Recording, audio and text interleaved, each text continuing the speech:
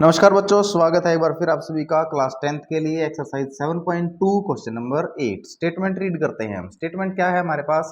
If A and B are -2 and 2 - 4 respectively. तो दो points हमको गिवन है। तो पॉइंट ए पॉइंट के कोऑर्डिनेट्स है -2 एंड बी पॉइंट के कोऑर्डिनेट है 2 - 4। Find the coordinates of P. P point के कोऑर्डिनेट्स हमको निकालने हैं सच दैट एक रिलेशन दिया है कि A P is equal to 3/7 A B and P lies on the line segment A B. और जो ए और पी बी पॉइंटों को जोड़ने से जो लाइन सेगमेंट बनेगा ना, पी उसी लाइन सेगमेंट पे है।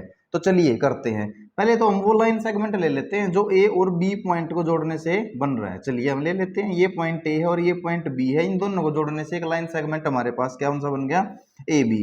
तो ए पॉइंट के कोऑर्डिनेट उस समय गिवन है हमको -2 और बी पॉइंट के कोऑर्डिनेट्स भी गिवन है 2 - 4। तो पी पॉइंट के कोऑर्डिनेट्स हमको बताने हैं। यहाँ पर कोई पॉइंट क्या है? पी।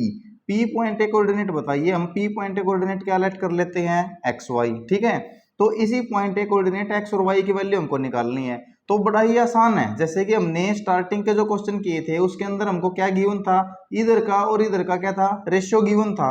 अगर रेशियो गिवन है तो हम बिल्कुल ही उस इंटरसेक्शन पॉइंट के कोऑर्डिनेट्स आसानी से निकाल सकते हैं।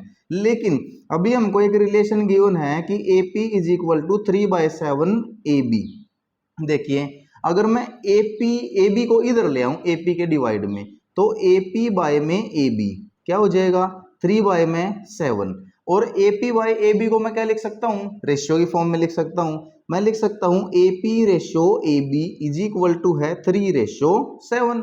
तो ए पी का रेशियो, ये ए पी है, ए पी का रेशियो किसके साथ है? पूरे ए बी के साथ है। तो ए पी तो कितनी है बच्चों? 3, क्योंकि ए पी के लिए तो 3 एप्लीकेबल हो रहा है और ए बी के लिए क्या एप्लीकेबल हो रहा है? 7। और ए बी पूरी कितनी है? 7। तो अभी यहां पर देखेंगे, अगर ए पी हमारे पास 3 आ गई तो ए बी में से मैं ए पी माइनस कर दूं, पूरी में से मैं ए पी माइनस कर दूं, तो मेरे पास क्या निकल जाएगा? P B. ठीक है, बराबर आ जाएगा पी बी। देखिए आप दोबारा देख लीजिए, ए पी हमारे पास कितनी है? 3 है, तो ये मेरे पास 3 है। ए बी मेरे पास कितनी है? 7। तो ए बी कितनी है? पूरी है, तो ए बी 7 है। तो टोटल 7 में से अगर ये 3 चला जाएगा तो कौन सा बच जाएगा? पी बी पार्ट बच जाएगा। तो ए बी के लिए 7 है माइनस ए पी के लिए 3 है, इज इक्वल टू कितना बच गया? 4। तो पी बी जो पार्ट है ना, जो मेरे पास ये पार्ट बच गया, ये कितना आ गया? 4। बस यही चीज हमको निकालनी थी। अब रेशियो निकल गया तो इस पॉइंट के कोऑर्डिनेट तो बड़े आसानी से निकल सकते हैं। किससे? सेक्शन फॉर्मूला से। तो सेक्शन फॉर्मूला हम यूज करेंगे। सेक्शन फॉर्मूला किस पॉइंट के लिए? फॉर एक्स कोऑर्डिनेट निकालने के लिए। किसका? पॉइंट पी का। और वो क्या होता है? m1 x2 प्लस में m2 x1 अपॉन में m1 प्लस में m2। Very good. तो m1 m2 x1 x2 की वैल्यू जरूर पता होनी चाहिए। तो फर्स्ट पॉइंट के कोऑर्डिनेट को हम क्या लेते हैं? x1 y1। सेकंड पॉइंट के कोऑर्डिनेट्स को लेते हैं x2 y2। और जो फर्स्ट रेशियो होता है हमारे पास उसको लेते हैं हमें m1। तो m1 कितना आ गया? 3।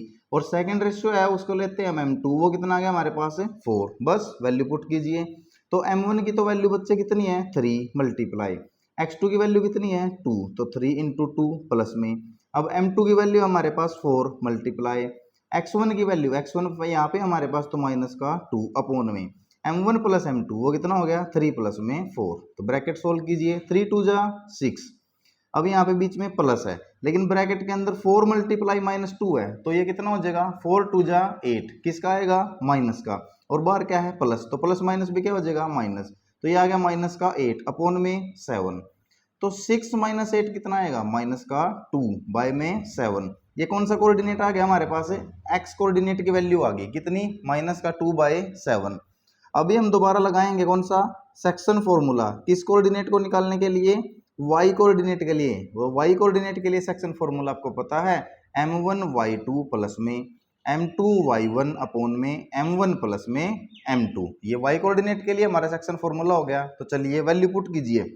m1 की वैल्यू सेम वही है 3 मल्टीप्लाई, अब y2 की वैल्यू, y2 ये हमारे पास कितनी है? -4 मल्टीप्लाई -4 ब्रैकेट में प्लस में। अब m2 की वैल्यू 4 मल्टीप्लाई y1 की वैल्यू -2। बस ये वैल्यू हमने पुट कर दी नीचे m1 प्लस m2। तो m1 3 है और m2 4 है, तो 3 प्लस में 4।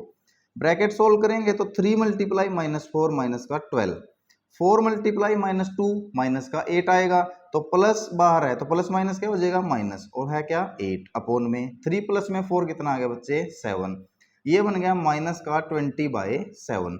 तो ये हमारे पास किस कोऑर्डिनेट की वैल्यू आ गई, वाई कोऑर्डिनेट की।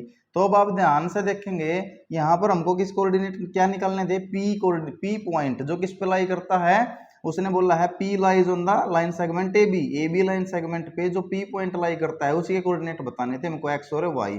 तो एक्स कोऑर्डिनेट तो पी पॉइंट के लिए मैं लिख दूंगा, एक्स कोऑर्डिनेट तो आ गया माइनस का 2/7 और वाई कोऑर्डिनेट आ गया है माइनस का 20/7। तो ये पी पॉइंट के क्या है कोऑर्डिनेट्स है।